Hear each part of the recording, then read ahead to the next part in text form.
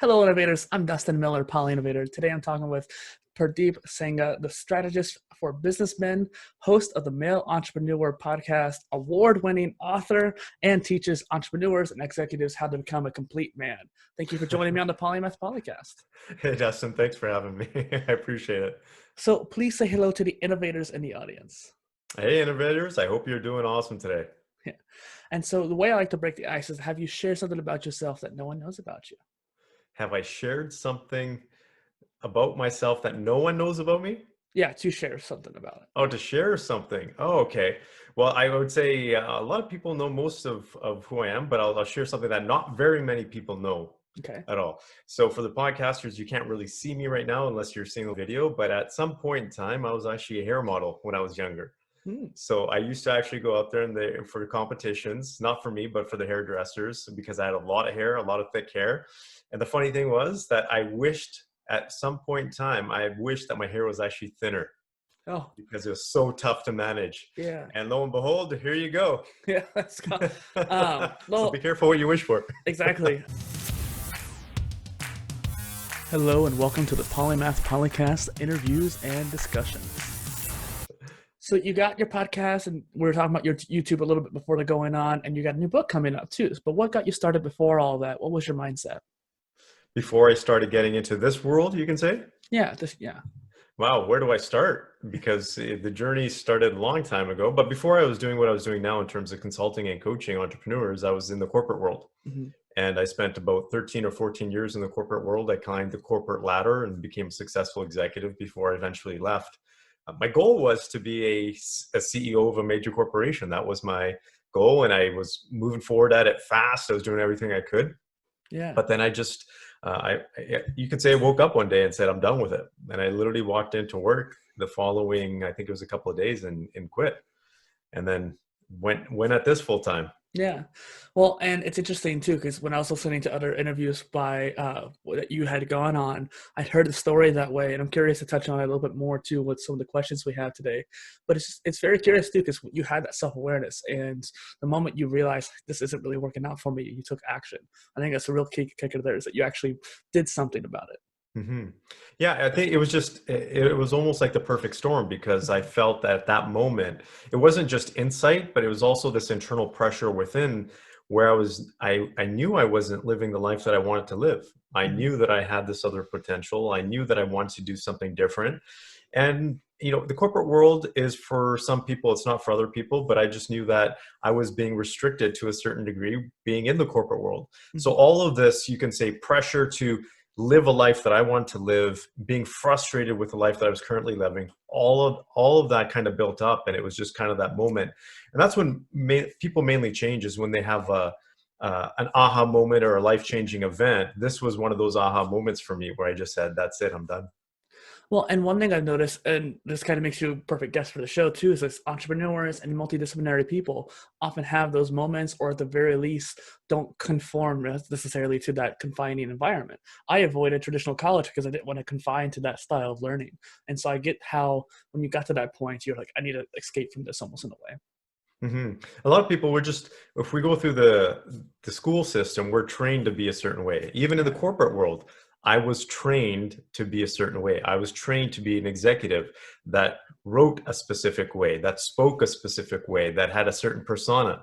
So it took me a while to break out of that once I left the corporate world, because even in my writing, I have a very casual, you could say, persona outside of work, because I like to chill.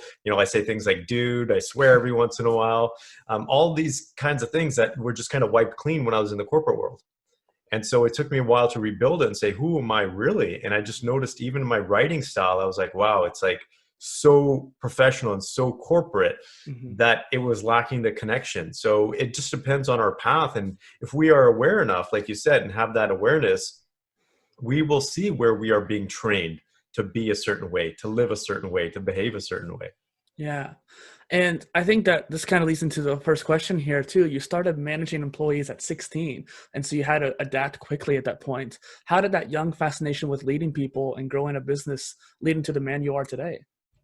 Yeah, it was really the one of the catalysts, you can say, to where I am today, because prior to me actually managing people, I had worked on, it was actually they're actually one of the world renowned cherry growers in obviously the world.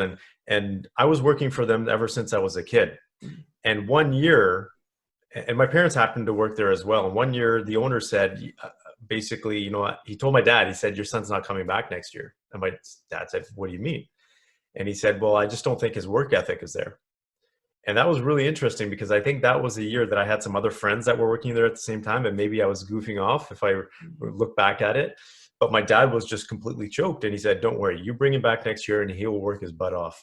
And when I was back there at 15, I believe, I worked as hard as I could. And that's when they said, okay, we want you to actually do this. But what really really stood out for me at that moment was I was watching people, and it took obviously I was nervous at that time because I was a young kid, and there Mhm. was people 2 or 3 times my age that I was managing. So I was like, how do I get the best out of these people? And how do I behave in a way where they take my direction, where I can Mhm. influence them? Because they needed to do things a certain way. That's why I was managing them. So I had to learn different skills, but that really taught me one thing. A is how to get people motivated, or how to tap into their own motivation to get them to do things.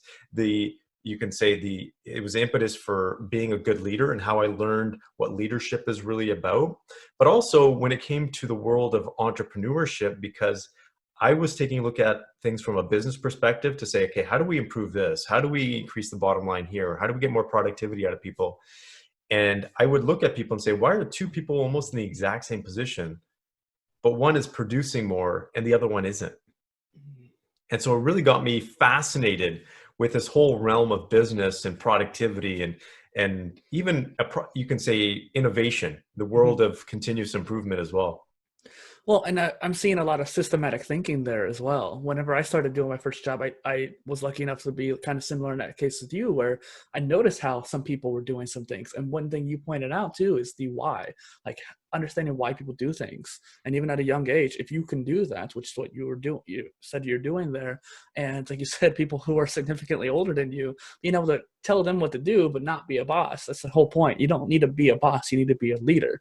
And that's Hmm. the distinction that you made there, it seems like. Yeah, absolutely. And the key, one of the biggest skills or important skills that any person can have or build on and should have is the skill of influence. Yeah. Because every single form of communication we have as people, as individuals, we talk because it's a form of influence. There's some people out there that like to talk for the hell of it, right? Just to hear their own voice. But we talk because we want people to do something or act or behave or feel in a certain way. So our form of communication is simply you can say the fundamental principle of communication is to influence people. Hmm. Well, and even just us right now talking, both of us are in the right mindset. We're trying to make great content, but you and I both are doing hand gestures, trying to make sure our point is conveyed. We're both looking at the camera, so that when we look at, if I were to look at you, you're looking at me, and if you were to look at me, I'm looking at you because we're looking at the Yeah. cameras essentially. And those are Yeah. things that we do to influence the other person to be like, okay, I can relax, and this person's actually caring about what I'm talking about. Yep. Exactly. So you create this 360 approach to help men live a victorious life. This holistic view is actually quite polymathic, which is perfect for the show here. How do you accomplish that then, do you think? Wow, that's a loaded question. Sorry, yeah. I Well, kind of pivoted topics there. yeah. So how do I do that? Is really taking a look at the areas. If I was to simplify it, is really take a look at the areas where they're not feeling complete, where Mhm. they're feeling like they're not winning in life, and really help them to find the challenges, the roadblocks, or the obstacles, and how to overcome them. But most importantly, it's about who they are internally, because that is fundamentally the most important thing. If they are complete from within, if they are confident with themselves, if they are happy with who they are as a man, and this applies to women as well, Mhm. it doesn't really matter what their external world looks like, whether they have the big car or the fancy house or whatever that is, or that great job. I'm not saying that you can't have that. You can, and it's a lot more easier to attain when you are complete from within. But when those things don't go the way you want them to, you still feel fulfilled. You still Right. feel joyful and you still feel peace, because a lot of people, just from my experience, I would say 95 to 99% of people feel incomplete in some way, shape, or form. And most of that is because they don't have something external in their life. Hmm. When you had your aha moment for the corporate world, was that kind of the moment for you feeling incomplete, not feeling like you've done everything you wanted to? Yeah, absolutely. That was one of the main things. I felt like I was living somebody else's life. Hmm. I was felt like I was in a way kind of being a fraud, Hmm. and that's this easiest way to put it. Yeah. It's interesting. And yeah, sorry for the like dissonance between the two questions there. I felt like it led into it, but it seemed like it was a strong change. But I do feel like your young experience helped shape that future too. And because were able to experience it so young, it was imprinted on you so early on. And I think that helped who you are today. Definitely. I have a really unique upbringing, you can say. I was raised in a fairly traditional Indian family. My parents immigrated from India back in the early 70s, but they weren't totally traditional. We were still, got accustomed to the Western culture. My dad was an ex-police officer. My grandfather also immigrated over and lived with us until he passed away, and my grandmother. Mm. And my grandfather was in the British Indian Army for 30 years, and he was a very unique man. So the reason why I'm here and do what I do and I have this holistic approach is because I saw things from different angles. I saw things from my grandfather's angle, who was the most spiritual man I know. Mhm. His father, so my great grandfather, was a spiritual teacher for 50 years in India. But my grandfather also went to war Mm. for 30 years. He was out there and Yeah. he faced those challenges. So he was a very dynamic person. You take spirituality and you can say a philosophical approach with war, and he was just an interesting blend between the two, and so I learned a lot from him. Mhm. So a lot of my upbringing has allowed me and enabled me to be where I am. My dad also suffered from alcoholism, so I learned people's behavior. I learned his behavior at a young age, probably under the age of 10, in terms of how he would behave, and could really, because sometimes he drank to the point where it just wasn't healthy, and he Mhm. wasn't the man that we knew him to be. And he Yeah. was a big guy. He was like 6'1", 240 something pounds. Like, he was a big dude. Yeah. And so sometimes he could get scary. So as a young kid, I had to learn how to maneuver him because I was the only one in the household who could. And Yeah. so this is, all these challenges that we think that we have when we're younger, if, like, that old saying, if it doesn't break you, it makes you stronger. It's so true, because all of that has led to where I am and enabled me to help people, and especially men today. Well, and that kind of gets me thinking about the nature versus nurture too. It seems like you already have a nature of being compassionate and having a philosophical approach. That's what I'm getting from you there. But your nurture from your grandfather and your father definitely approached how you are today too. Obviously, Hmm. that's interesting. Yeah, definitely. Because as a young kid, I actually spent a lot of time with the women in our household. Mm. And so I have a lot of cousins, I have a lot of female cousins, and I spent a lot of time with them. So, and I naturally gravitated towards them when I was younger. So I got this side of empathy as well, which, which again, just helped in the overall approach. Yeah, no, I grew up mainly with my mother and grandmother around me, with stepfather there, but for the most part around women too. And so it's interesting how that does make you think a little bit differently as well. Hmm. Fascinating. And I think that really kind of leads into this whole idea of self-reflection and self-awareness. And so how does self-reflection lead to self-awareness then, actually? Yeah, it's a simple practice, and maybe this is my critical side, because and I can see that you probably have that reflective side as well, it seems like, because as an innovator, that's what you're always looking at. How do I improve this? How do I make this better? And in order to do that, it requires reflection. Mm-hmm. And that is the single most important thing that you can do, whether it's in business or in life. And I'm constantly reflecting on my actions, my behavior, the things that I say, not because I want to be perfect, and I don't think anybody should strive to be perfect, but people should strive to be better, because there's things that I say, the behavior that I have.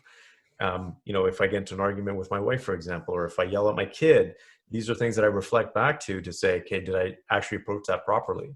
So there's times where, yeah, I raise my voice with my children, but it's a very conscious choice, because I'm like, I've tried this approach, I've tried that approach, that hasn't worked, so let me try this approach.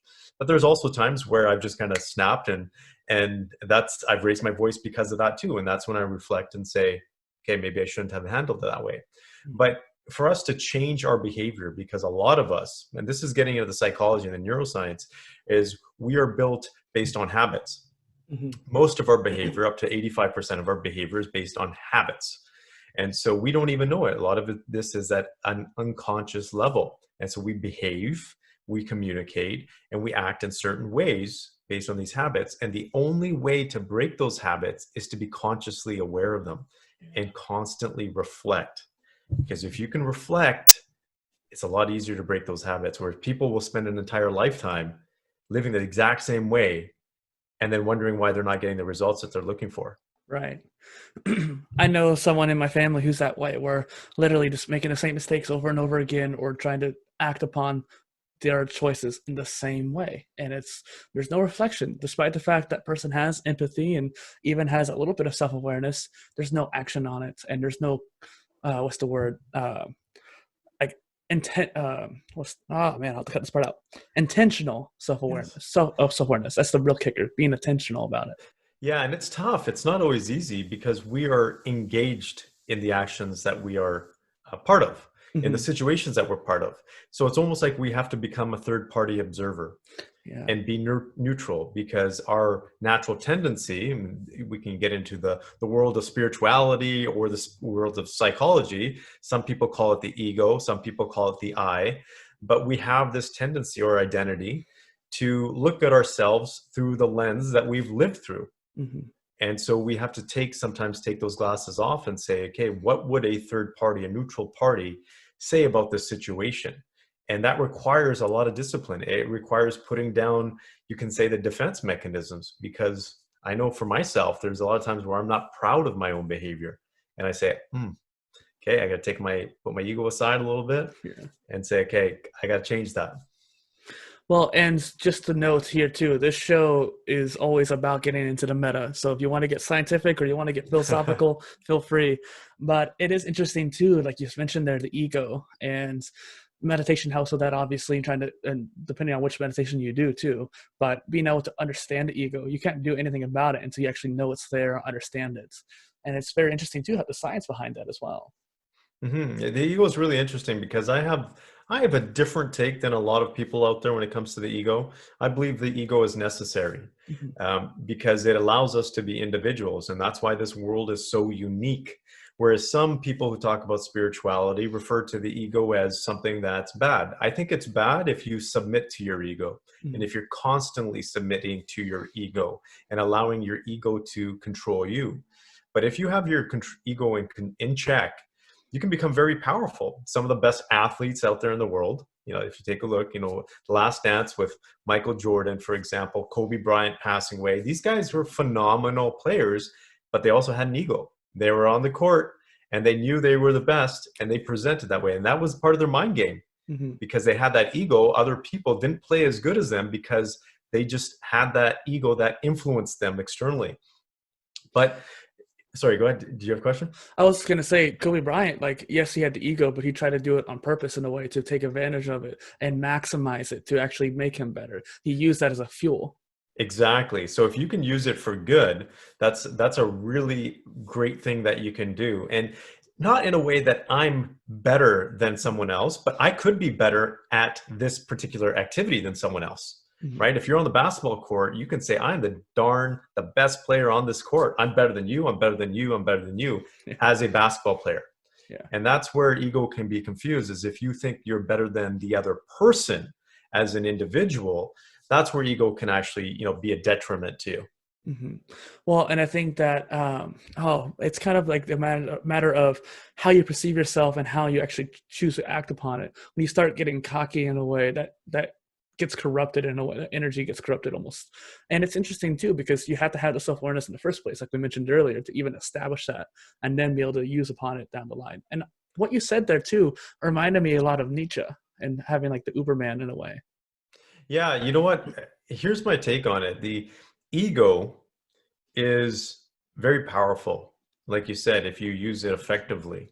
And that's when you get to a certain point. I'm not going to say enlightenment, because that's not even it, because so many people get to this point of trying to be enlightened. I think that's a farce, right? There's so many people chasing the enlightenment, and it's equivalent to so many people chasing dollars. It's the exact same thing, because people want to be enlightened because they want to feel special, not necessarily feel connected or feel, they want to feel like they have reached this point that other people have not reached. The whole point of all of this that we're talking about right here is, it comes back to old philosophical teachings, or the Dalai Lama talks about it. But what is the purpose of life?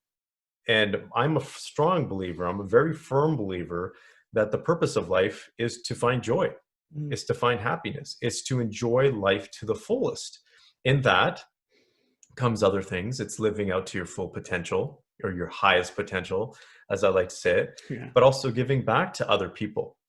And that's how you find happiness. This gets into the studies of psychology, where we take a look at some of the happiest populations in the world, Hmm. whether it's in Europe, for example, or South America, in Costa Rica. Some of these people they live in it's easy. A lot of the populations are living in their 90s and sometimes even hundreds. I Yeah. went down to Costa Rica, and it's not abnormal to see someone reach 100 years old. And why? It's because they live in a tribe where they're constantly giving to each other. They have strong relationships with Hmm. each other, and it's a strong community, and they're providing love and support for each other. And as a result, they're living more joyful lives. So I think joy is something that we don't really talk a lot about. We talk more about success. And I think we need to get back to the basics, which is, okay, why are we even here? Well, it's to live life and be happy as you're doing it. Yeah. And it kind of makes me think in the global scale. So sometimes when I'll get those existential terror, so to speak, like, why are we here? What are we doing as a species in a way too? And it's just like, what can we do with it? Like, what's the point of it? If wealth's not the point, if enlightenment's not the point, then what is the point? Well, we're here. We might as well do something, and let's try to do it the best we can. And I think that's one thing that motivates me, is the fact that, well, we can try to help progress humanity forward. Mhm. There is this idea of the Kardashev scale, of being able to get the world at a certain civilization level. And we're almost to the type 1, meaning kind of a global planetary system. And we're so close to it, but it's like, why aren't we there yet? We should be able to be there at this point. And it's just interesting how that's a motivator for me, but I think that other people have their own motivators, like, okay, I want to make this change. And something you mentioned there about how different cultures around the world live to be older. There's a place in Japan where they talk about ikigai and the reason for being. And because people there have found their reason, they're much more joyful, and they live to be Mhm. much longer lives. Yeah, purpose is a very important thing. Uh, a man without meaning will perish eventually, right? And purpose gives a lot of drive. It gives us a lot of fuel to do things that we wouldn't normally do. And it goes, if we take a look at what happens to people after they retire, after the age of 65, the first 2 or 3 years, the death rate for people who retire is significantly higher than those people who don't retire, who continue to work either part-time or volunteer. Yeah. Why is that? It's part of that's, yes, some of them are sedentary, some of them are doing stuff, but a lot of them have just lost their purpose. And so it's important to understand what that purpose is for you as an individual.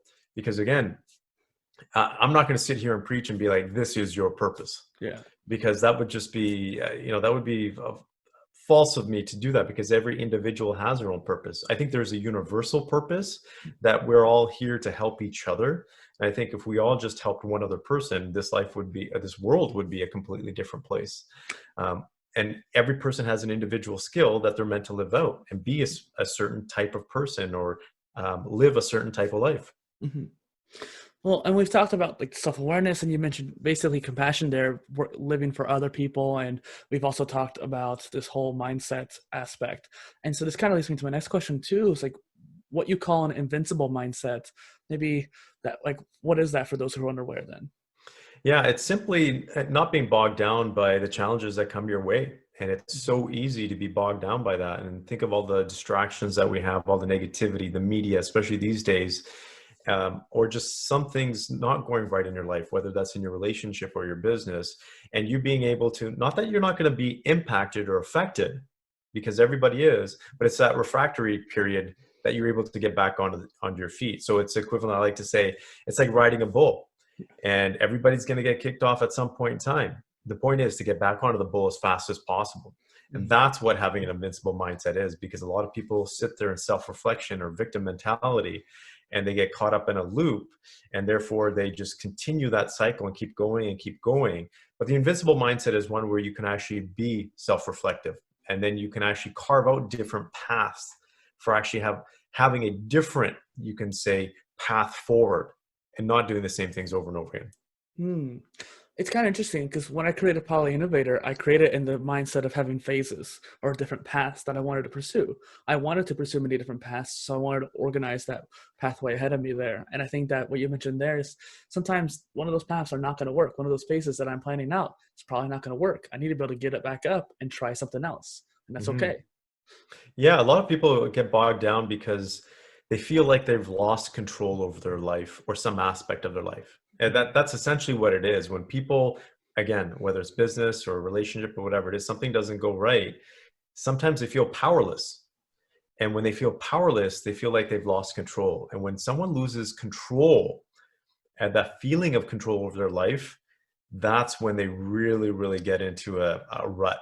Mhm. And so just creating options is a simple way to get control back into your life. You might be in the exact same situation, but now you're saying, okay, my option to do this, I have an option to do this, or not a third option, or however many options you create. But then it becomes a choice rather than being forced in a specific position. When you have a choice with options, it immediately, and this is shown through research, gives you a greater feeling of control and actually performance overall. Hmm. And I think this also kind of leads into your concept of a complete man. So what does it mean to be a complete man then? Well, a complete man is someone who feels complete within. So has the joy, the peace, the contentment to live a life the way he wants to live it, regardless of what the external circumstances are around him. Hmm. That's what a complete man is. So for some people, being complete is I want to have a big house, I want to have a fancy car, I want to travel the world, whatever it is. For other men, it's having a successful family, a great relationship with a spouse, with their kids. And we have this sense, or we have this a lot, especially with social media, we have a lot of influencers out there that are saying hustle, grind, sacrifice, sacrifice, sacrifice. And I'm not going to say that you shouldn't sacrifice. I worked hard all my life. I know what it's like. I've seen sacrifice. There are times where you do have to give it all. And sometimes you do have to put other things on the back burner. But if you're constantly living your life that way, Hmm. that's not what you're meant to do. So it's really coming down to having it all. And having it all is what you want as an individual. Because some people just don't want a lot of money. Yeah. Some people don't want to have the status or the title. And so don't let anybody else dictate what it means for you to feel complete. Yeah. Well, and you mentioned there about sacrifice and the hustle culture. And it's interesting because when you get to that point, it's a very extreme mindset where if something's not working, you have to sacrifice and get it to work. Well, maybe it's not working because either you're not good enough yet and you need to pivot and do something else for a while you get better and then go back to it. Or perhaps there's some other reason why it's not working. Sacrificing is not going to always help and you're just going to get burned out by that. And I was actually watching this TikTok the other day of a 18-year-old who was ripped. I mean, like I'm a personal trainer and even I'm like, dang, that guy is like working really hard. And he was big and bulky. And the problem was the other guy that was reacting to the video, he was talking about how he was doing way too many volumized reps and heavy reps and just doing too much. He was kind of overkill. That's what I was looking for. He was doing it overkill. And I think the same thing with the sacrifice and hustle culture. It's overkill in a way. Sure, it works when you need to. And having a self-awareness and the situational awareness to know like, hey, now I need to sacrifice and move on and work hard at it. But also too, like you don't have to do that to be a complete man. I think is what you're saying, right? Yeah, and if we go back into the workout culture, I like that you're a personal trainer. That's awesome. I was actually a personal trainer when I was younger too, so I think we kind of have the same habits or hobbies and interests. And back then, when I was a personal trainer, I started when I was 17. That was kind of back in the old school approach, right? You lift heavy, you push hard, and lift basically as heavy as you can. And a lot of science has come out now that has changed that approach. And so I used to push heavy weights and I sacrificed, I could say, some of my mobility, injuries based on that approach, which probably wasn't the smartest, but that's what we knew at that time. Where now you can get a lot more results with half the weight Mhm. and by even putting out half the exertion by training differently. So I think people have to understand that there's a smarter way to work sometimes, yeah, you got to go in there, but there's a difference between working hard and brute force. There's a lot of burnout is a real thing. There's a lot of people out there burning out right now. Mm-hmm. Well, especially during this quarantine as well, I've met a lot of people who went back to working out and they're still trying to go just as hard. And one thing I learned real quickly is when I was doing my own exercising is that when you take a 2-week break off or longer, slowly ease back into it because you do not want to get the injuries for that. Something I talk about a lot is the 3 variables of exercise and the volume, the speed, and the intensity. And most people thought like, okay, I want intensity. I need heavy weights. The heavier the weights, the more progress. But like we mentioned earlier, it leads to burnout. It leads to overwork. Whereas you could do less weight, increase the volume, or maybe less weight and do more time under tension, for example. So the speed of it, slow it down and focus more on squeezing the muscles as you're doing it. There's actually a book by MAKEACHANGE, and he was an old strongman from like 1920 who knew how to control his muscles to just an extreme detail, where you can control a little micro twitch in the back or his ears, his neck, and whatever. The thing he talks about in his book, Muscle Control, is just having that focus on this one area, isolating that one muscle when you're exercising. There's some people when they're curling, they're using their back, they're using their legs, their core, when all you really need to be doing is the arms, as you know. Yeah, and that's a brilliant analogy. I love that, because the one thing that we're really lacking here in today's era is focus. It's undivided attention. And if you go back to Arnold, the way he used to talk about it was his working out was a form of meditation, because he said he would put himself into his muscle, and it was almost like he was in his muscle meditating and just forcing like every tension, every cell to flex. That's something, it's something that we don't do these days, because we have technology, we have all of these other things that we're inundated with. People are constantly on the go, convenience. This piece of focus is so important, because this is one of the core principles that I teach is energy is our most important resource. A lot of people talk about time. I don't believe it's time. I believe it's energy, because you can have a free hour, but you might not have the energy to actually use that free hour effectively. This happens a lot with entrepreneurs, where they've worked their butts off during the day. They go home, they want to spend time with their kids or their family or whoever it is, but they just don't have that energy to enjoy it to the fullest. Yeah. So energy is our fundamental, you can say, resource. And it's so important that we maximize our energy and use it to its full potential, but also realize what it requires to actually get the most out of our energy. And that requires focus. And I use a simple analogy. So many people out there are like octopuses. They're basically, they have tentacles in all these different areas. And what you're doing is you're actually diluting your energy. Whereas the approach I like to take is being focused like an axe, because an axe has so much power, can deliver so much power and split a piece of wood very easily. Why? It's because it focuses a large amount of energy across a very thin strip of metal. And so it can provide that force that splits the wood. And because of that, we're able to do a lot of things in life if we actually focused hard enough. But again, it requires discipline. It requires us to maybe shut off our social media or our internet or all the distractions and say, what is the task at hand that I need to focus on and put all my energy into? Because here's something that one of my mentors taught me years ago, was that demand creates productivity. And it goes back to, I forgot what the law was, but basically if we are given an hour and we're given a task, we will spread that task across the hour to get it done. But if you give yourself half an hour, you can actually compress that time, but that requires focus. So focus is very, very important for people to pay attention to. So, well, then that leads me to the kind of theme of the show, the polymaths of the world and these multidisciplinary people. And so, for example, jack of all trades, thank you for sharing that, by the way, but these jack of all trades, it's always like the master of none, but also sometimes better than a master of one is the full quote. And people always think, oh, someone who is spread thin like that is obviously unfocused. And so one thing I've talked about on the show is like, hey, these polymathic people are focused on many different things, but they switch between them. They're not multitasking, which I've heard you mention on a different interview. They're more of just focusing and switching that focus. But I do think that if you can hit it more like an axe and focus real hard on something and then switch to it, that might be much more effective. But what is your thoughts then for the people who are more generalized? Well, I like to take a look at it from the T approach, right? And if people haven't heard this approach before, but think of the letter T, is you got a bar across the top and one down the middle.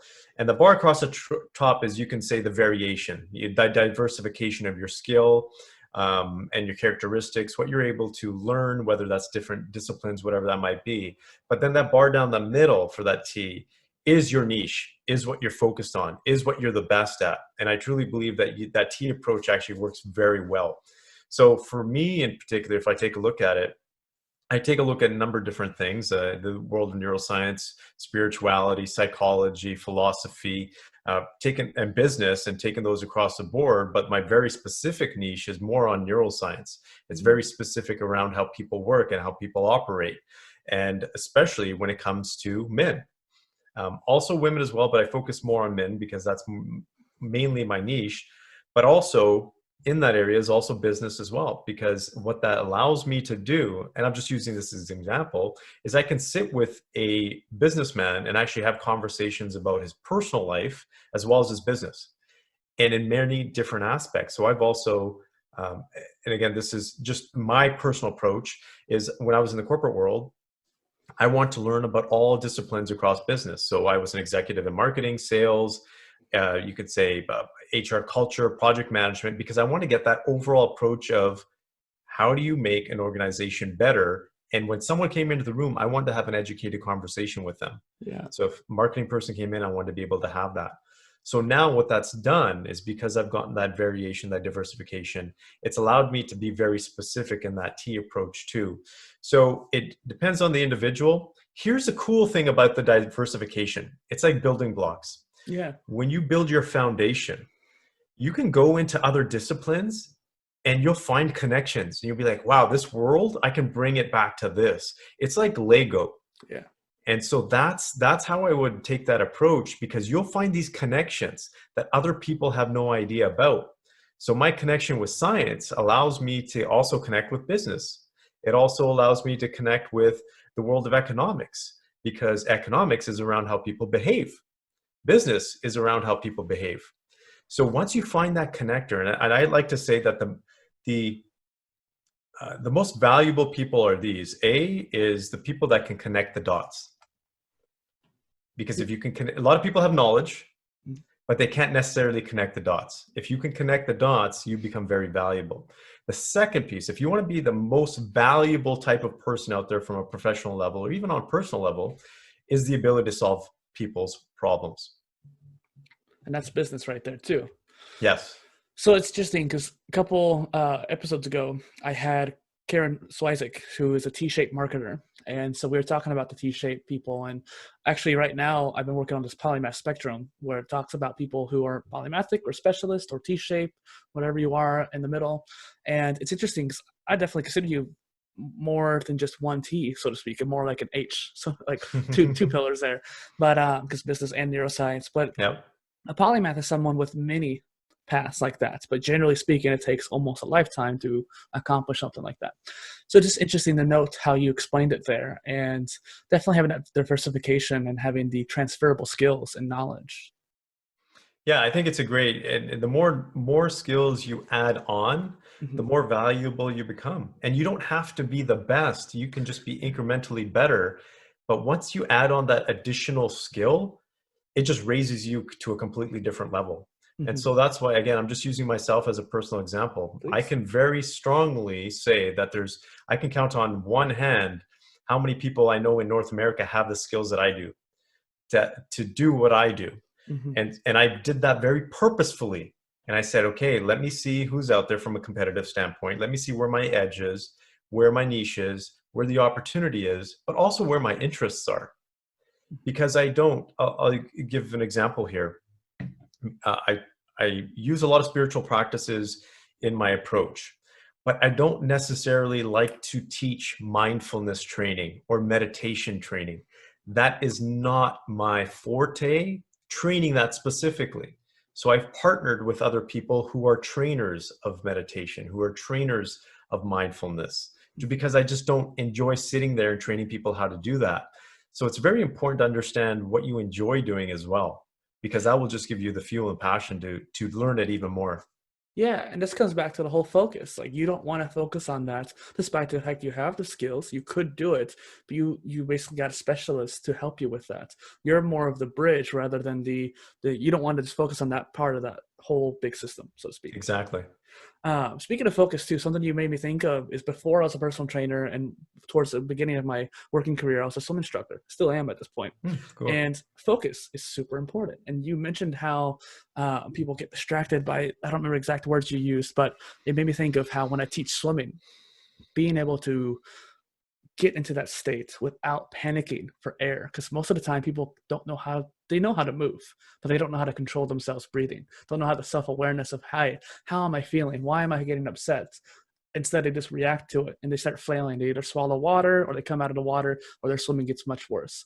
And most of the time when I'm teaching, it's not the actual teaching of the swimming, it's the teaching of calming the focus down and being able to stay coherent there without panicking as much. Yeah, we're fascinating beings, because what you just talked about, there's different levels that we experience things. There's the kinesthetic level, for example, especially when it comes to swimming, right? So a new person getting into the pool is going to feel disoriented because their body isn't in the same moving in the same way that it normally does, and that's one way. Then you have all the other external factors. You can say the stimuli that are coming from our sight, our taste, our touch, swimming, that's hitting our brain as well. And then we have our own internal feeling, which is our, you can say, our internal homeostasis.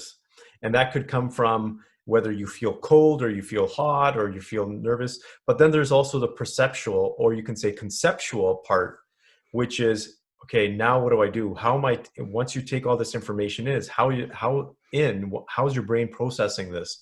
All of these things impact our performance, how we react and how we act. So if we break it down and actually take it one step at a time, or one piece at a time, we can realize that, oh, okay, these are external stimuli. Okay, this is my internal thought. This isn't necessarily what's actually happening out there. This is my perception of what's happening. Okay, how is my body feeling? You know, do I feel in balance? Is that impacting how I'm thinking or feeling? So all of these things working together can allow a person to just be more aware of how they act or behave or think. Yeah. And it's also interesting how like spatial intelligence, if someone comes in who's really good at directions, tries to get in the water, they don't have to really know where they are because they'll end up finding it out naturally. And it's surprising how many people actually go underwater and keep their eyes closed the whole time, even with goggles. And it's like, open your eyes so you can see where you're going. So you Even can if you, see. yeah, because like you said, senses are a big part of that. And sometimes that one little change can make a significant difference. Oh, it's not that bad. In fact, it's kind of relaxing down here. Sound goes away and you can just focus on this being there in a moment. Yeah, that's pretty neat. So it is interesting too. We've had similar ambitions, and I keep seeing parallels in our life there, which is really cool. And you mentioned at the beginning you wanted to be a CEO of your own company to help people, and I actually wanted to be a CEO of an international company driven to innovate technology and ideology, which is a whole mouthful. But I bring this up because how do you think these ambitions came to be in our life, especially in the neuroscience behind it? How do you think that might have developed? Well, I can tell you this basically started when I can't remember exactly what grade it was, but we had a substitute teacher, and on the board, he drew out a couple circles. And again, mind you, this is, 30 years ago. And we had a chalkboard at that time, and he drew out a couple circles and made some connections. And he said, "This is a mind map." And I found that really interesting.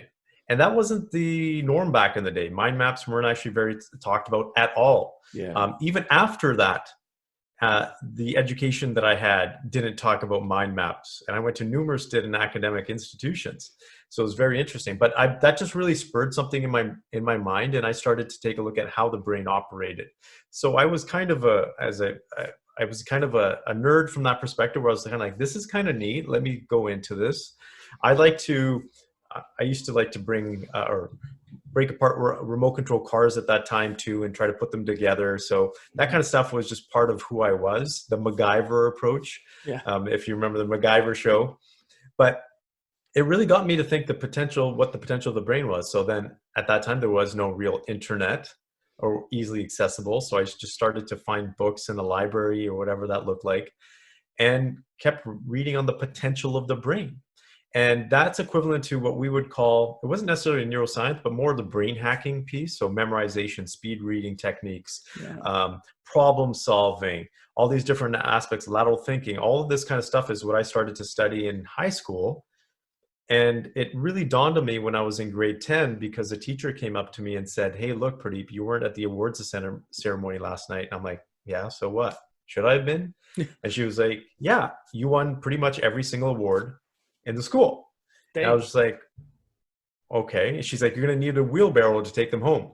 And I remember that to this day, because that was a moment where I said, "Hey, what does this mean? Like, I Yeah. just thought this was normal."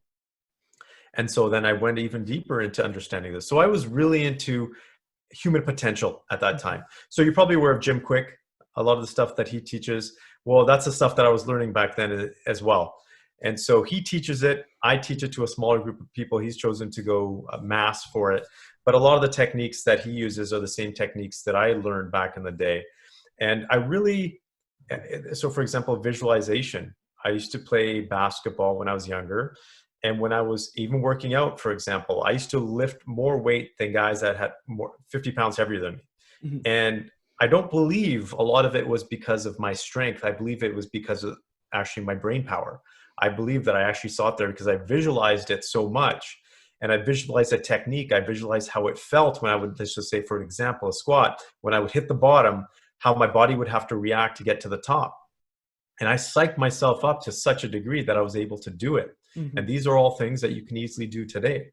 So that just led from one thing to another. And that's basically the impetus of where I am today, is taking that approach, because I realize, here's how I see it, is that fundamentally we have these principles that we live by. A lot of them, people just live their life on a daily basis and they don't understand it. They're just basic principles. Then you can say there's philosophy of how to live your life. Then there's a psychology of how you live your life. Then there's the neuroscience. Mhm. And I focus on the neuroscience part. There's actually two levels underneath, which is, you can say, the physics.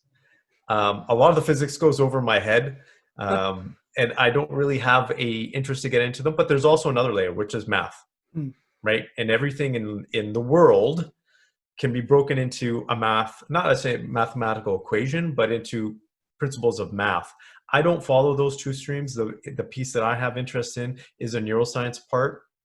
So it allows me to break down the psychology and actually make sense of it. Well, and like we said earlier, you only have so much time to focus on certain things, and you made your choice for that.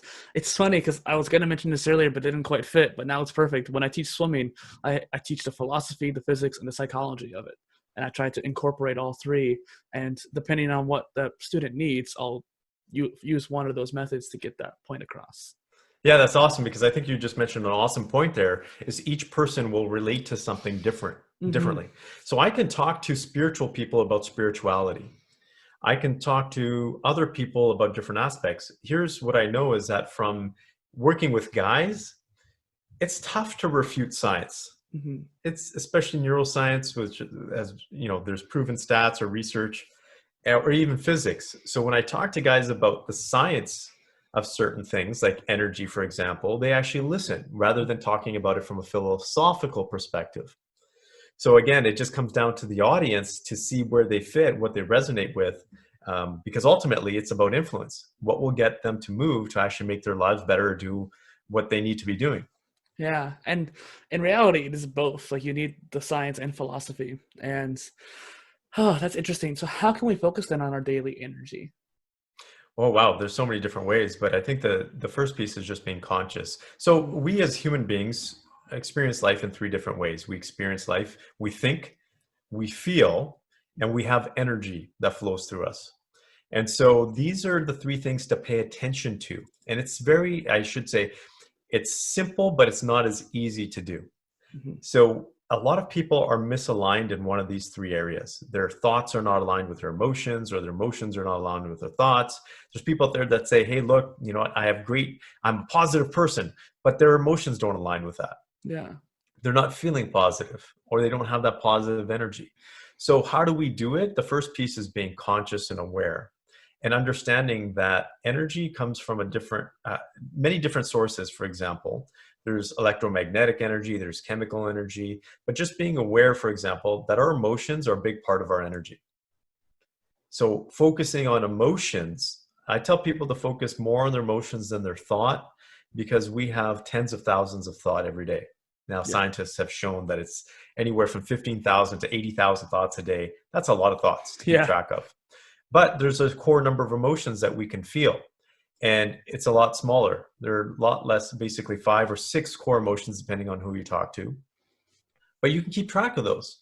And if you keep track of your emotions, you can actually take a look at where your energy levels are, because your emotions and your energy levels can roughly, I'm not going to say this isn't scientifically shown or proven, but are roughly similar. If you're having a good day and you're feeling great emotions, you're going to have more energy. If you're having a crappy day and your emotions are lower, you're going to have lower energy. That's just common sense. So by focusing on your emotions, you're going to be more in tune with your energy. But Yeah. then there's other things like diet, exercise, general health, for example. So emotional, also spiritual health. We can talk about meditation. I'm a firm practitioner of meditation, because that helps me rejuvenate my energy. And so all of these practices are important to live you can say, a balanced life when it comes to energy. Well, and it's interesting too, because just last week I was overwhelmed by things and felt kind of stressed out. I don't think the weather helped my emotions, and I had very little energy that day. Today, I had to wake up early because I wanted to research you a little bit more. I had to edit and upload a video today, as well as then also interview you and then go work later on. So today is a full scheduled day, and after editing, I did a little quick workout. I had also finished your stuff at that point. And then on top of that, I decided, okay, let's take a 20-minute nap, because I wanted to make sure I have enough energy for this interview. And I was able to reflect on the day and also reflect on other different things and questions even I had here for you. I was reflecting on while I was like in that half asleep state. And it's just interesting how just that put me in a good mood. And today's been a good day, despite the fact I've worked more, expended more energy and focus, and still good in the long run. Yeah, it's important, because what we are, if we get into the physics of it, we are just walking, talking balls of energy. Mm-hmm. That's what we are. Majority of our body is empty space. Very little of it is actual matter. It's actually less than a speck of dust, and if you actually condensed it. So we are just energy, and we have to understand that we give off energy and we absorb energy. This also comes down to the people that are in our life as well, the things that we allow to bring into our brain, because everything is a frequency. Mm-hmm. And that frequency, if we absorb it, we allow it in, we're actually consuming that frequency, and that frequency interacts with our own frequency. So again, this goes to some spiritual teachings, where people have talked about this for thousands of years in terms of frequency, vibrations. Yeah. Every individual, if we take a look at it from a soul perspective, has a unique vibration when they are born, or when they are brought into this conscious world, you can say. Mm-hmm. But that vibration is altered because of the other energies that influence your natural energy. And so this natural vibration, this natural energy tends to shift throughout life. That's why some people, if you take a look at a baby is so innocent, is so pure. Mm-hmm. And so how does a baby go from being pure to potentially committing a crime? Yeah. Right? All of these things are influenced by the energies that we absorb and we give off as well. This is a really deep topic, if we want to go down that rabbit hole, but it really comes down to being conscious of how you feel and your thoughts, because each one of your emotions has a vibrational frequency that you send out to the universe that is ultimately reflected back to you.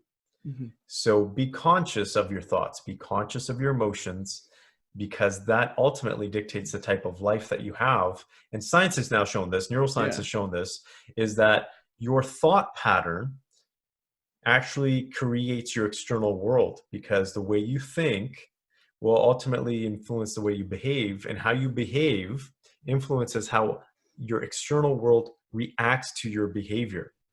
Yeah. Well, And so if you take a look at that, what that means is you're actually creating your external world through your thoughts. mm-hmm.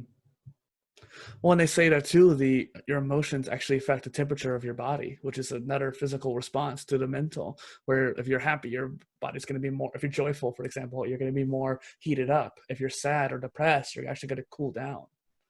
Yeah, there's so much science to show it. There's science to show that you can give someone a warm cup of coffee and they're going to have better emotions. They're going to think more positively Mhm. versus a cold cup of water, for example. These all have impacts. And it's really, really interesting when you get into it, because it's one of those things where you just don't realize, wow, like these little things can impact us. But guess what? There's people out there that know this. Yeah, Marketers know this, for example, right? That's why there's this whole world of neuromarketing. And there's this new world of neurotheology, what they call it, is connecting religion and religious experiences to neuroscience and how the brain operates.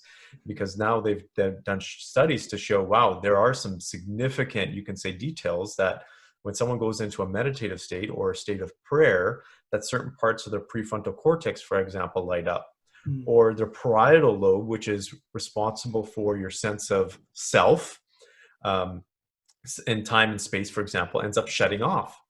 So that's why people get this feeling of being at one with the universe or at one with your community. So there's a lot of science that goes behind the way we operate, but ultimately what it means is that your thoughts, your emotions, and your energy levels ultimately dictate the life that you have.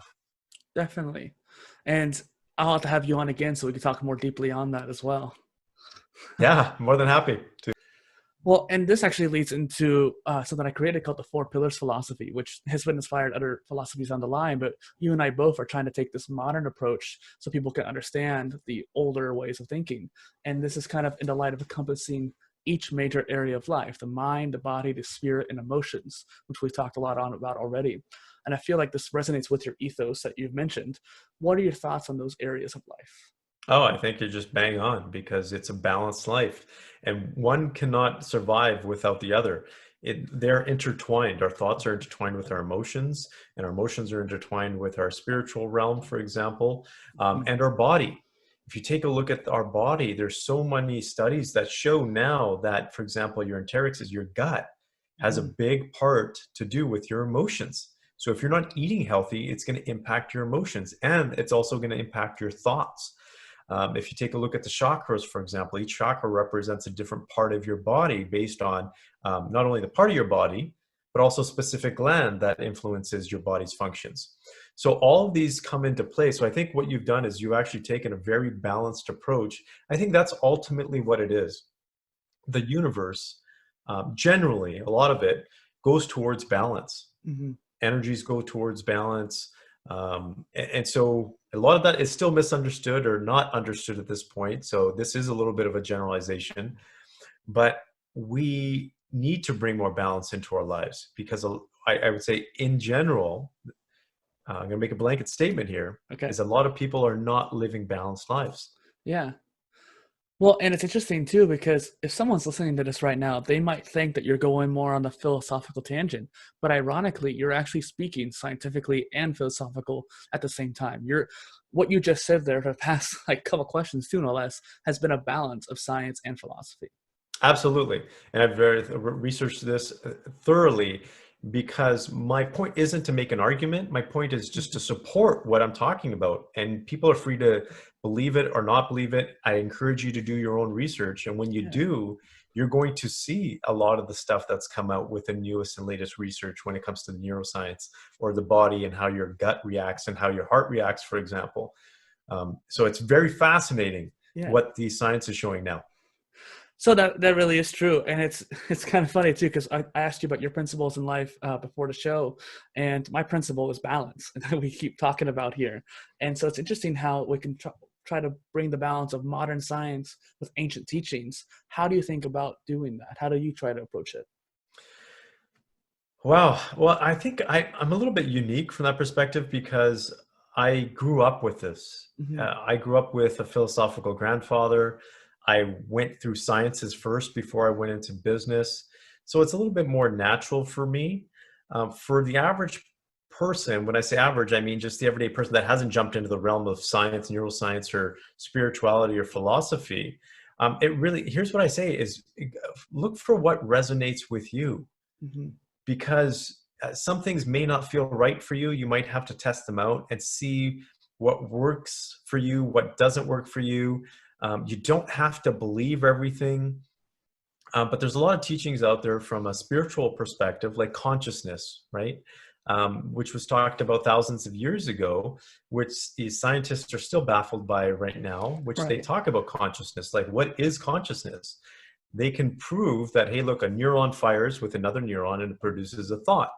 But they can't prove how that thought or why that thought actually occurs. Like, Mm-hmm. there's no science behind it to say, this is why a thought occurs. No one can prove that or show that.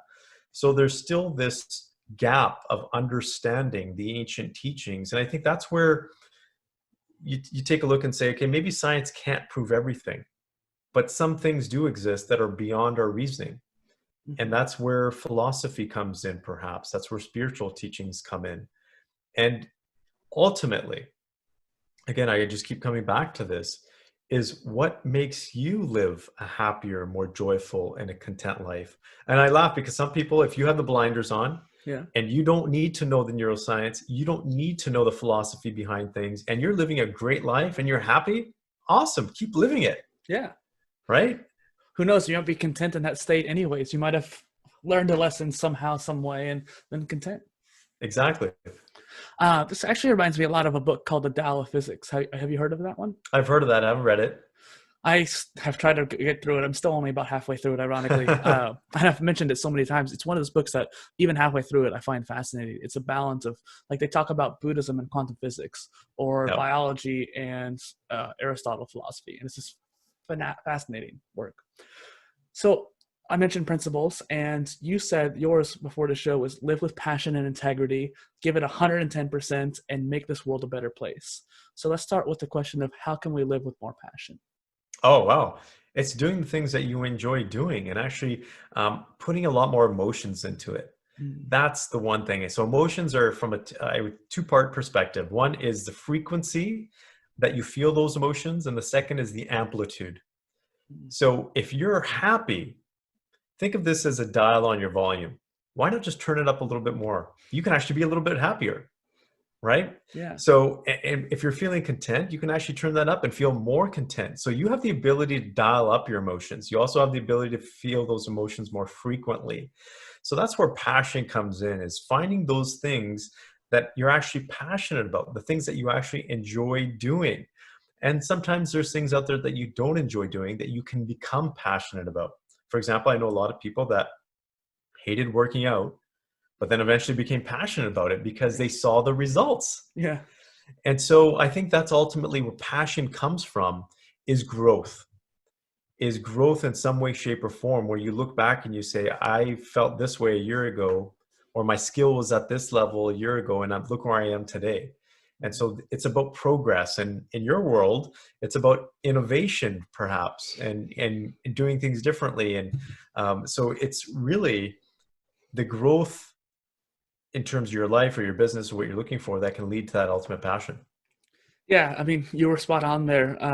Just the other day, I was working on a habit of just something I enjoy, like a hobby, nothing that actually produces much of a progress in life, but it's something that I just pursue for interest.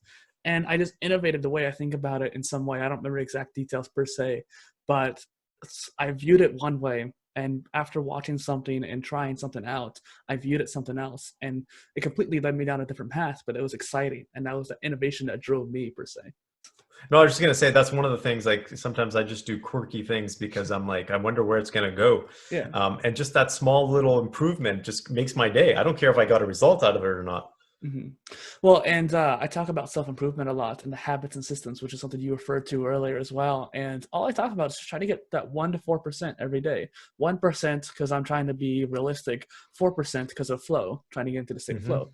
And just regardless, if you can get that small percentage of growth, it's just going to make you much happier, like you said. Hmm. I think that's where, from an innovation standpoint, because that's my academic background as well, Yeah. is in the world of innovation, when people have a misnomer, misconception of what innovation is. They think it's the Ubers out there, right? They think it's the Netflixes out there that basically have disrupted the market. That's one form of innovation. There are a number of different forms of innovation, like continuous improvement. And so Netflix, yeah, they jumped in, but now their focus is not to be disruptive. Their focus is to get better and better and better incrementally, Mm-hmm. for example. And so you can become, and same thing with some of the organizations, like the best car manufacturers in the world, like Toyota, Nissan, Japan. Japan is, or sorry, I was going to say like Japan, Toyota, Nissan, and Honda. Very phenomenal organizations. I spent some time in Japan learning from them. And Toyota has a very clear-cut path where they're about constant small improvements. Like you said, the 1%. That is their strategy. Their strategy is not to be disruptive. Their strategy is to put in technology or things in place that get slow incremental improvements, because they've realized that a lot of disruptive technologies eventually get replaced Yeah. because they're Well, based on hype or fat. yeah. Well, and what's interesting is that the 1% progress people often sometimes come across those disruptive innovations just by happenstance too, because they're looking for innovation. Even if it's 1%, sometimes you make a big jump. Although there is the whole story of Kodak, who was looking at the 1% and then actually came across they came across digital photography and then didn't act upon it. So they came across it, but didn't execute. That's interesting. And I looked at a lot of your background, all the innovation certificates and the education you had. I was like, I wanted to ask him more questions about that. Sadly, I didn't quite get into that in the questions here, so maybe next time. But the other thing is I'm going to ask about, speaking percentages, is what are some examples then of going 110%? What Oh, might be a just principle? anything. Yeah, I would say this is my personal philosophy, is going at it whatever you're doing in life, if it's worth doing, it's worth doing 110%. Hmm. So this means that if you're going to give your kid a hug, give him a real good hug, right? If you're going to give your Yeah. wife a kiss, give her a real good kiss, right? If you're going to go out there and you're going to speak to someone, you're going to interact with someone, go that extra mile for that person, whatever that looks like, because that comes back and it multiplies over time. And you're going to realize not only is it about giving 110%, but you raise your bar as well. So Hmm. what felt like 110% before, again, you can equate this to working out, will eventually become your 100%, will become your 90%, will become your 70%. And so you're going to slowly improve and grow as a result of that piece. So just a general philosophy is just take a look at, just be conscious and be like, okay, this task at hand, what I'm doing right now, how much am I actually putting into this? Yeah. Am I putting in 70%? Am I putting in 80%, 90%? Maybe it doesn't require 110%, but maybe for the sake of it, maybe for the hell of it, try it out. Hmm. See what ends up happening. You might actually learn something new. You might actually be like, oh, this is fun. Maybe I want to Yeah. take it a step further. It becomes a challenge. Well, and we only have so much energy per day, as you mentioned earlier, astutely. And the problem is that we get very complacent with like, okay, I don't want to expend energy. That's almost our Mhm. human nature, is that we don't want to expend energy. The problem is, like you said, every once in a while, let's do that. Expend that energy a little bit more. It's not actually even that much more. Ironically, most of the time, like 110% energy, that sounds like a lot, but the actual action that you're taking for that might not actually be that much work, but the impact that it has on the person you're expressing empathy to, or the action you're taking might come back forth threefold that you don't even know. Exactly. Just being, an extra bit of kindness, for example, and that person comes back to you and says, wow, you made a whole lot of difference in my day today, or you just changed my life. Mm-hmm. That automatically makes you feel 10 times better inside. And you automatically get that energy back. Mm-hmm. And so I love the example, or the way you put that out, because a lot of people are trying to conserve energy. And that's because they don't have the energy in the first place, because their focus isn't there, right? Mm-hmm. They're like the octopus, they're in all these different places. You'll realize that when you are focused, we're truly focused, you don't expend as much energy. So from a neuroscience perspective, whenever you're off task, it can take you, anywhere up to 20 minutes to get back onto task. So you're expending all of that wasted energy, mental energy, for example, on something that you shouldn't have wasted. I'm sitting here with my smartphone right here, and it's hopefully it's on silent, because I think I put it on silent. But anytime that thing buzzes, it takes your energy away, and you got to expend energy to get back onto that track again. Mm-hmm. And it's so hard sometimes to ignore that buzz as well. Oh, we're so trained. My wife and I have this conversation all the time. This is my biggest pet peeve. I've been talking about this for years, because when I was at Stanford, I remember, a lot of the students there in behavioral science were being they were being headhunted Mm. by these big companies because all their apps, all the mobile technology, the iOS is built around a fundamental principle, and it's around getting your attention and getting you hooked.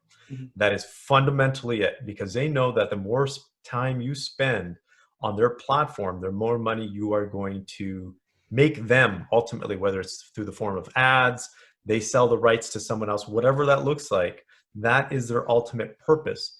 Yes, there's a background of productivity and improvement of social like life and connection like that. But you think Apple's motivation is to make this world a better place? Do you think Facebook's motivation is to make this world a better place? No. Not Their motivation is onefold, and it's profits.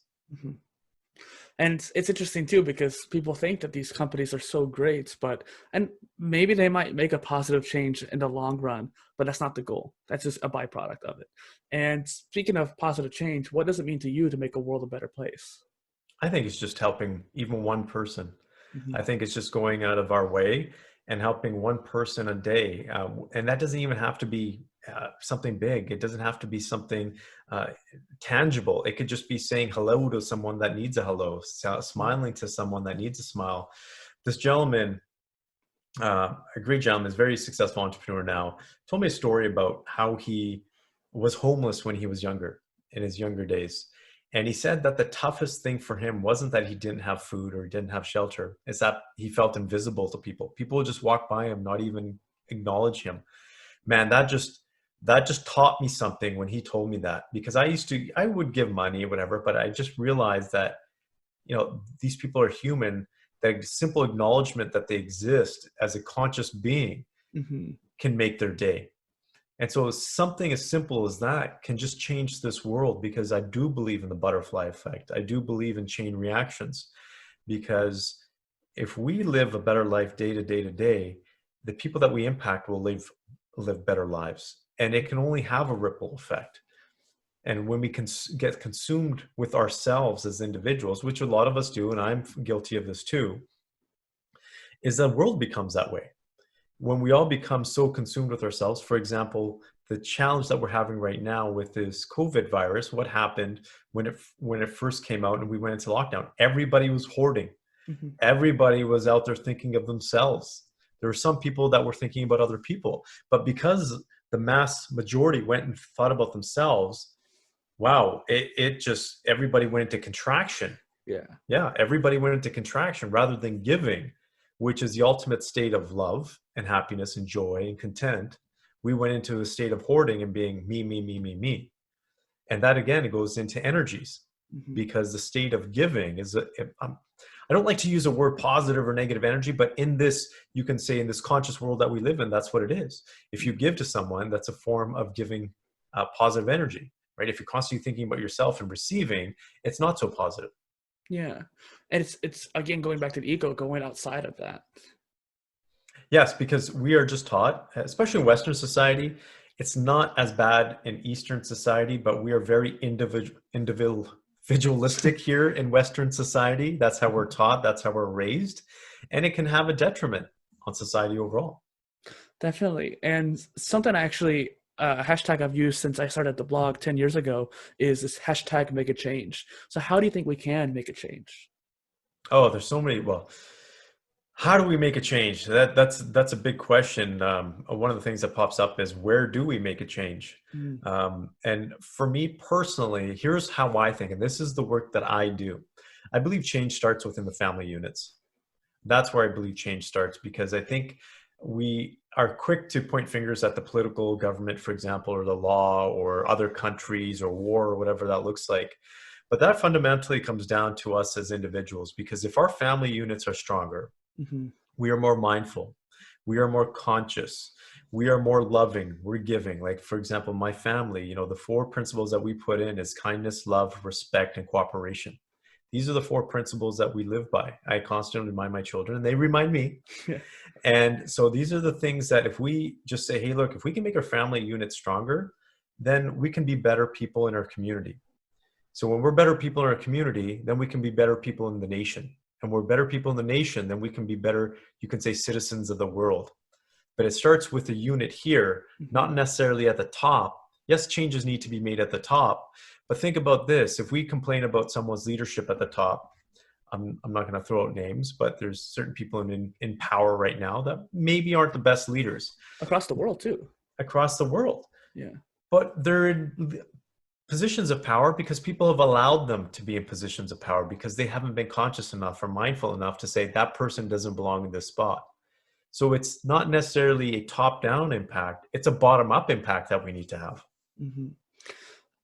This I a lot of the times when I try to do the show, I try to make sure that it's all about the guest because it's your interview.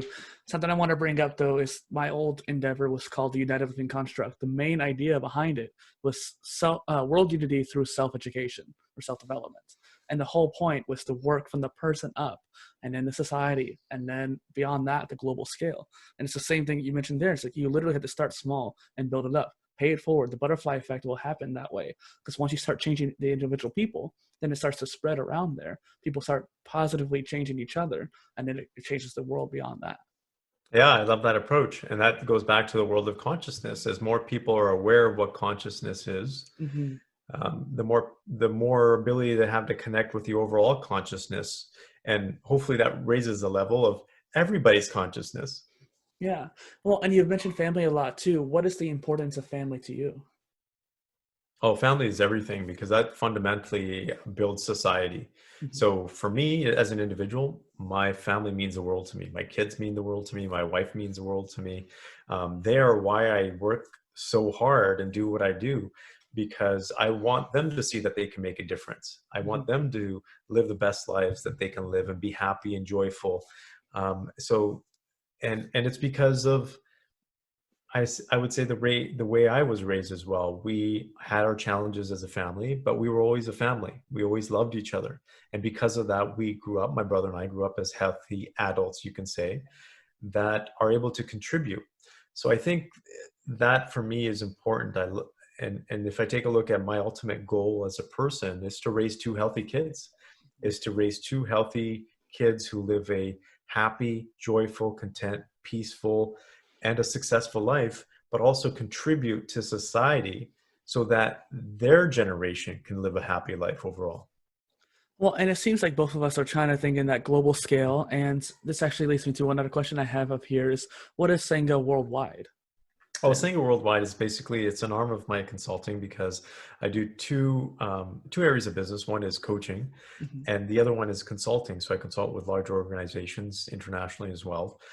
The ultimate goal is the Sangha Worldwide is when my kids are a little bit older, is to travel the world, and we'll be building animal shelters and educating the population about the importance of, you can say, the ecosystem, the climate, and especially animals. I'm a huge animal lover. I believe that we are not doing very many good things for the environment and other species out there. And so that's really where my passion stands. I love that. And I thought that that would be a good question there too, because the globalization aspect, but also the why behind you and why you want to do it. Yeah, I've always had an affinity, and this might not be the best to admit on air, but I've always had a greater affinity to animals than people, and so maybe it was my past life, maybe it was I don't know what it is, but I've always had this affinity, this gravitated towards animals, and I truly believe that animals are a wonderful thing. Obviously, we need them from an ecosystem perspective, but I also believe that a lot of them they're innocent and they Mm-hmm. live in a world where they can easily be eradicated and have no say in it. And so it's, it's our duty as people to speak for the rights of animals because they too share this planet with us. Well, and as the more dominant species, we have the power and should use that power to help save them. Yes, Yeah. you would hope that that's what we would do. Yeah. We're not doing it just yet, but hopefully eventually we will. And I think that too, that leads into a lot of the compassion you talk about, and kind of pivoting a little bit here, because I wanted to ask you before we ended up I want to get it in today too, is that you talk about powerhouse leadership. And I think that compassion leads into that a bit. And so how do we cultivate that skill? Yeah, so the word power has been misconstrued again. It's deemed not so great because a lot of people have abused their power. But if you think about it, every person has this power within them. That's why people can do phenomenal things when they have the right approach, the right system, and in the right situation. And that power, when unleashed, is so amazing. And it can do so many different things, but a lot of people just don't know how to tap into it. And having that power in leadership can influence others to be able to unlock their own power. And so it's an important thing, because that in itself is a way of having an impact on others. Because a lot of people don't see their own potential. A lot of people don't see their own path. And by seeing, if you take a look at it, people observe, people mimic behavior, not necessarily based on words, but actions. And so when they see someone living within their power, they automatically feel like they have the ability to live in their own.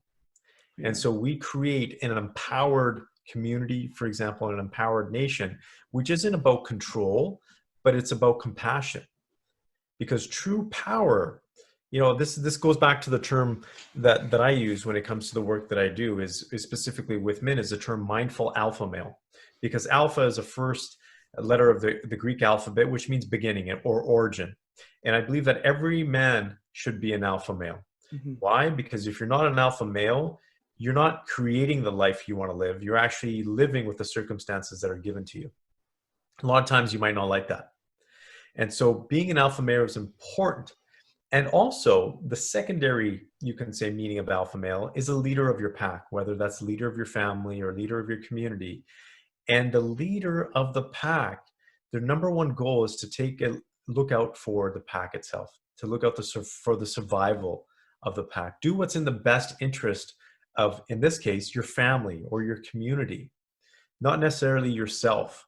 So that's what being an alpha male is about. But then there's the mindful component, which is being aware of your outcomes, your actions, because it's good to have great intentions, but those intentions might not necessarily lead to good outcomes. And so being mindful of that is important. And also mindfulness is about being present. All of these pieces come into the state of power. I'll use an example here. From a leadership perspective, there is nothing better that you can give someone than undivided attention and presence. If you're there, like you're doing right now, you're leaning forward, you're listening, you're making eye contact, you're actually taking in the information from the other person. That person appreciates it. That person knows that you're feeling present or you're being present. You exchange energy to a greater degree than when someone's just sitting there maybe talking on their phone or texting someone while you're talking.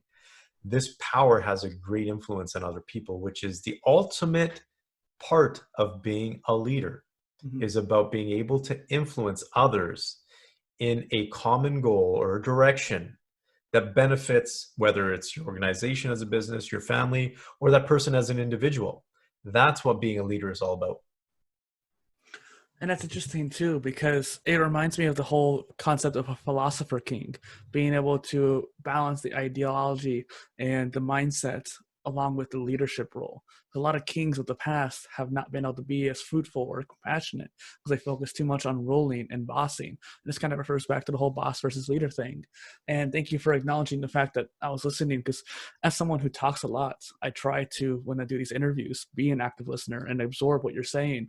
Ironically, I only absorb like 95%, but I think it's more than like most people do when they're interviewing. When I do go back and do the editing, I take in a lot more information that time because I'm able to listen to it once again. And I say 95% because it takes a lot of focus.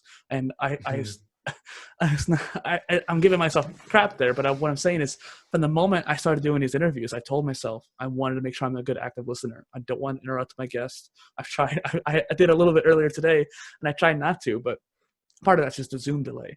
And it's just interesting how, yes, when you can take into that mindfulness and the mindset of an alpha male, but positively, I think that's very key.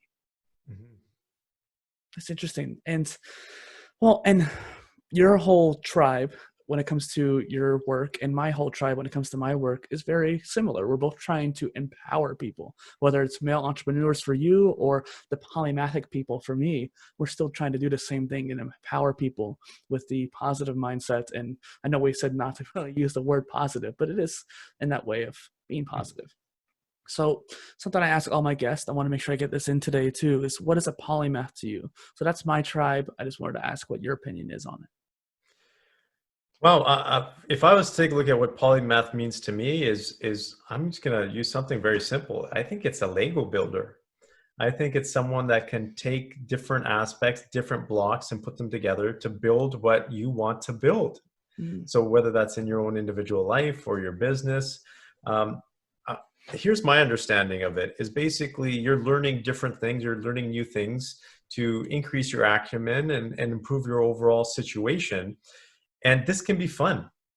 Again, it can be unique to you.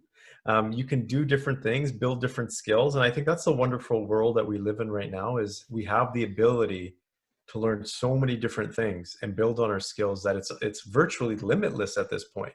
mhm, I think the bigger challenge is trying to identify what you want to learn or be good at or build into your life.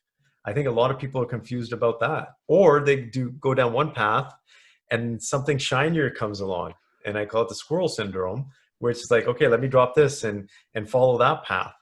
But I just kind of look back and I say, if I was, what pops up in terms of visualization for me, if polymath, is I always go back to my children, and I look back or I look to them and I say, because I try to create you could say maintain their creativity as children, because that's one of the most important skills that they can have going forward. And it's really about flourishing what they have interests in, what they want to learn, and just building on that. So simply put, I know we're kind of rambling, oh. but it's just being a Lego builder in terms of building that foundation or that life that you want. Well, and going back to some of the analogies you use, the idea of the axe and pure focus, and almost like a specialist in a way, or the squirrel syndrome, which I would probably even argue is like a multi-potentialite, the potential to do many different things. People get distracted by both, but being a multi-potentialite is good because it generates that curiosity, it generates the creativity. Being focused helps you execute and pursue. Hmm. Sometimes you don't know if you like something until you try it long enough. Yeah. Although sometimes you don't know if you like something unless you try it. And so there's kind Yeah. of that balance there, that dichotomy of should I move on or should I stay? And again, self-awareness comes into play there too. Yeah, I think balance. You just nailed it. And I don't know if I would be here if I didn't pursue my curiosity. In a lot of respects, in working specifically with men, I ignored it for the first while. I was doing business coaching because I wanted to be a strategist, and I was just kind of, I was focused, and I kept getting these signs, and these doors were opening, and I opened some of them, and then I shut other ones, and I basically said, I'm going to submit, and I'm going to allow what comes forward to come forward. I'm going to be active in my pursuit, Mm-hmm. but let's just see where it goes. And I think that is one of the, like you said, I like that. What you just said is phenomenal, because yeah, if you don't pursue your curiosity, you don't know where you can go. And that's very important. Well, and I think that also leads into the idea of people who win, people who try to actually achieve great things in life. And this actually leads me to another question here, like what inspired the Men Who Win hashtag that you use? Yeah, I I was think, just basically, there's two parts. A is every guy wants to win. It's inherent, it's built into us. It's a drive that we have. And a simple example, when guys, if we take a look at sports, or even other activities where men win in a competitive space, they have higher testosterone. And testosterone is a core, you can say, it's a core chemical molecule for our growth as men. It's obviously not only health, but also muscle mass and other aspects of being a man as well. So it's very important. But it's really coming down to guys want to win, and guys want to win in all aspects of their life. They don't want to lose. And it's not necessarily that uh, you know, people don't need to lose, right? It's not about competing against some other man. It's about competing against yourself and having what you want in life and winning. So that's simply put, it's being the guy who wins versus the guy who doesn't win, the yeah. guy who loses, and enabling those guys that are tired of losing to finally win. Well, and yeah, and so being able to help those people who are losing come up with a new execution plan or strategy or maybe business, and those produce those entrepreneurs who might not have realized they're entrepreneurs.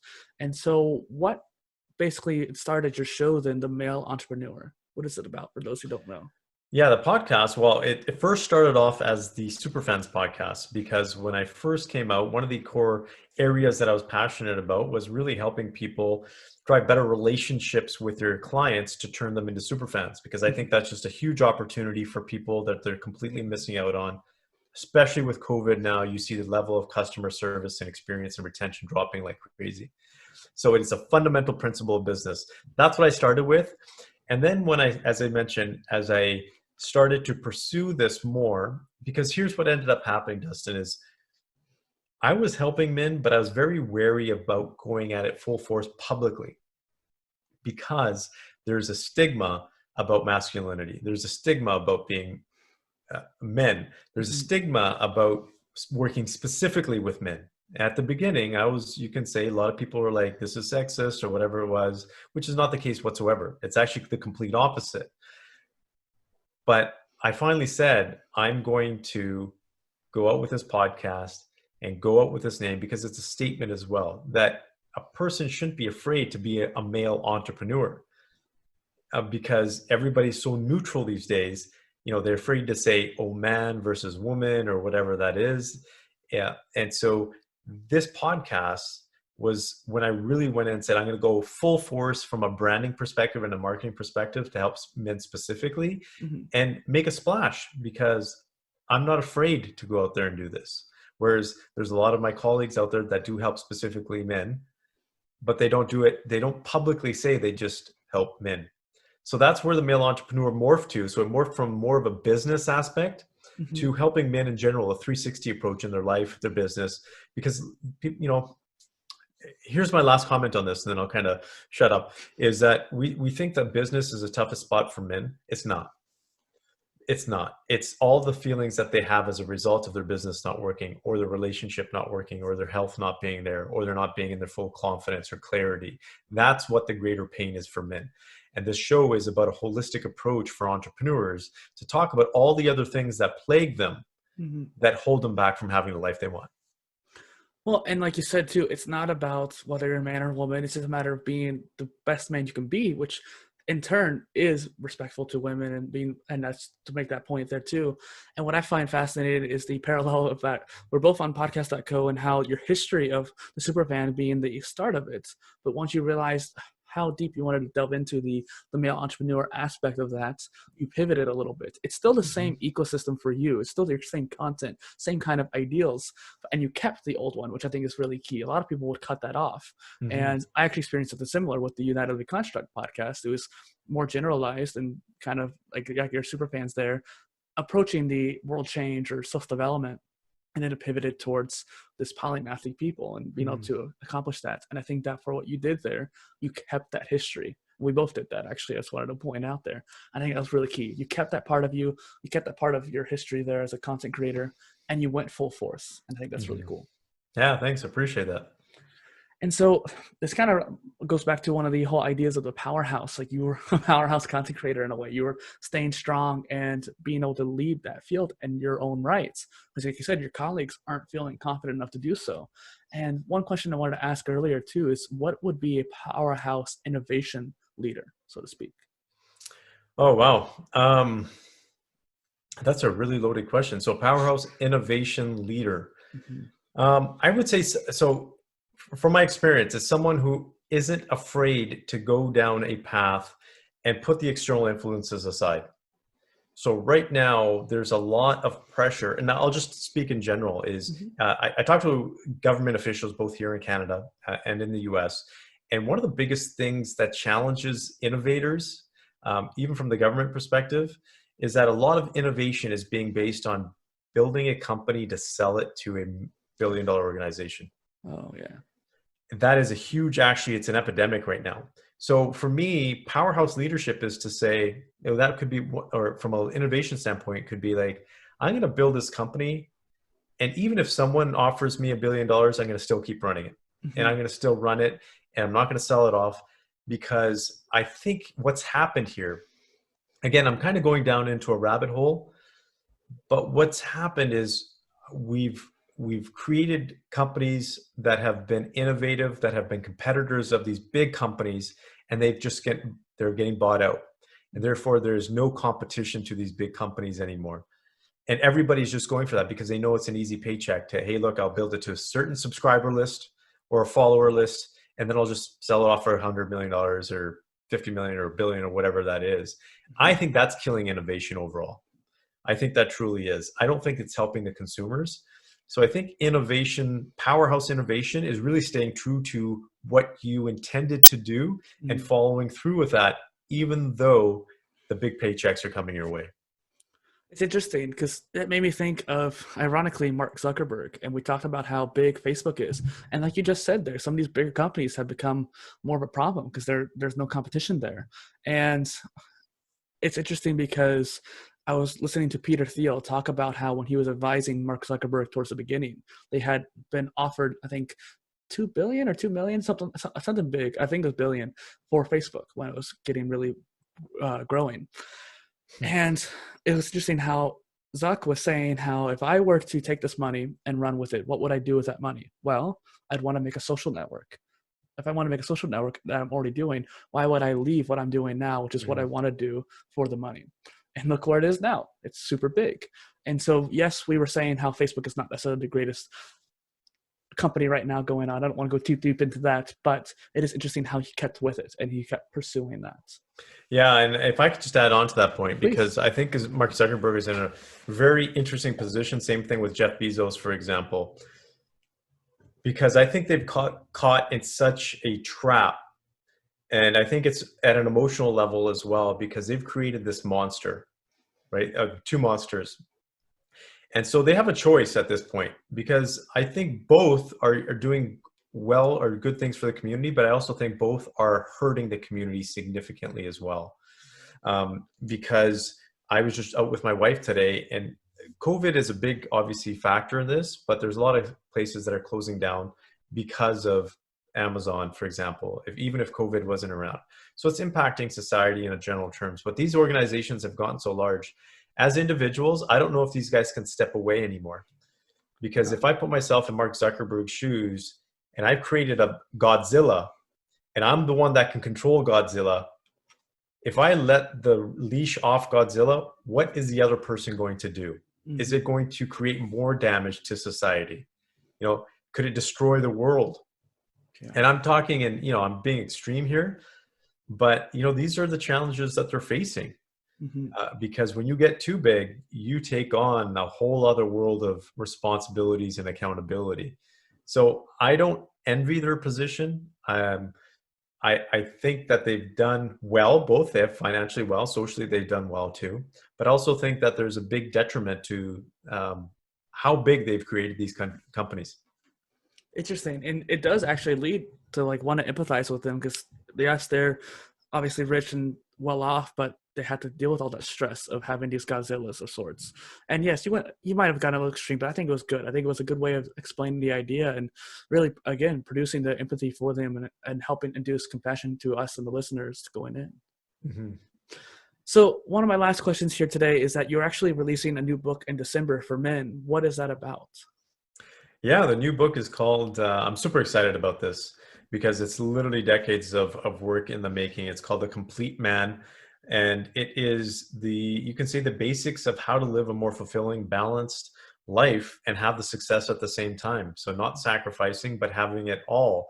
And basically having complete victory. That's what being the complete man is about. So I'm really excited because this is, you can say, the practical approach as well as the philosophical as well as the scientific approach from my personal experience in working with countless men, for example, and decades of experience that I've just put into a book as much as I could, because I could turn it into an encyclopedia, but Yeah. it has to be readable, right? Yeah. Concise in a way. And I love that. Yeah. I'm actually excited about that too. That sounds good. Yeah, I appreciate that. I'll make sure that you're the first on the list. Thank you. And I'll try to make sure it's in the links once this episode comes out. It's probably going to be around the same time anyway, so we might be able to get that all sorted. Great. So where can people find you online then? Yeah, the simplest way, I'm very accessible. You can reach out to me on any social media channel. You can go to LinkedIn, YouTube, or not so much YouTube to contact me, but LinkedIn, Instagram, and Facebook. Those are the three ones. You can also go to my website, purdeepsangha.com. Feel free to listen to the podcast, The Male Entrepreneur, if you're interested. We also have another podcast that I've started with 5 other phenomenal coaches. These guys are awesome. They coach NFL, NHL players, and it's called the Coaches Council podcast. So feel free to tune into that as well. But feel free to reach out. I will most likely personally respond myself as well. And if I don't get a chance immediately, then someone on my team will respond, and I'll make sure I get back to you. That's nice. And I'll make sure I have links in the description for you. And what do you think could be the call to action then for our audience besides checking you out that they can do? Well, the call to action is, I think some of the stuff that we talked about today is really be more self-aware in terms of how you're living your life. And are you feeling complete? Because if you have a sense of being incomplete, then it's time to do something about it. Mm-hmm. Because you don't have to live that way for any longer. There are solutions out there. There are systems. There's plenty of people. And I'm going to say this, your situation might be unique, but there's a lot of people that have been in similar shoes that have gotten what they wanted out of life, similar to what you want out of life. So I think it's just taking action for yourself. And that could include reaching out to me, could be reaching out to anybody else. But do something. I think that's a big thing. Mm-hmm. To take action and make a change to be the men who win. Yes, exactly.